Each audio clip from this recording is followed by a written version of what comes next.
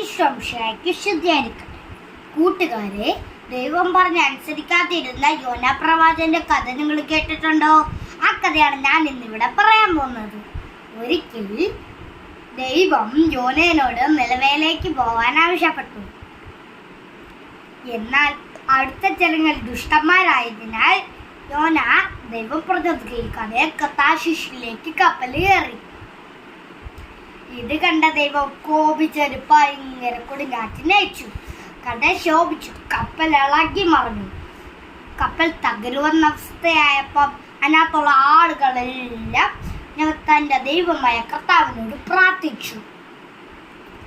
ഇതിനെല്ലാം കാരണം ദൈവത്തിന് യോനയോടുള്ള കോപമാണെന്ന് മനസ്സിലാക്കിയവർ യോനനെ എടുത്ത് കടലിലേക്ക് എറിഞ്ഞു. അങ്ങനെ കടലിൽ വീണ യോനനെ വീണ ദൈവം ഒരു വലിയ മത്സ്യത്തെ നിയോഗിച്ചു. 3 രാവും 3 പകലും യോന ആ മത്സ്യത്തിന്റെ ഉദരത്തിൽ തന്നെ കരഞ്ഞു. ഇങ്ങനെ മത്സ്യത്തിന്റെ ഉദരത്തിൽ തന്നെ കഴിഞ്ഞ യോന തന്റെ ദൈവമായ കർത്താവിനോട് പ്രാർത്ഥിച്ചു. യോനയുടെ ഈ പ്രാർത്ഥന സ്വീകരിച്ച ദൈവം മത്സ്യത്തിനോട് കളിപ്പിച്ചു. മത്സ്യം യോനയെ കരയിലേക്ക് ശ്രദ്ധിച്ചിട്ടു. അങ്ങനെ ദൈവത്തിന്റെ അരുളപ്പാടനുസരിച്ച് യോന നിലവേലേക്ക് യാത്രയായി. കൂട്ടുകാരെ, ദൈവം പറഞ്ഞ അനുസരിക്കാതിരുന്നപ്പോൾ സംഭവിച്ചത് കണ്ടില്ലേ?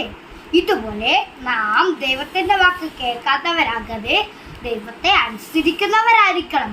അപ്പൊ നമുക്ക് ധാരാളം കൃപകളും അനുഗ്രഹങ്ങളും ഒക്കെ കിട്ടും. ഈശോമിശിഹായ്ക്ക് സ്തുതിയായിരിക്കട്ടെ.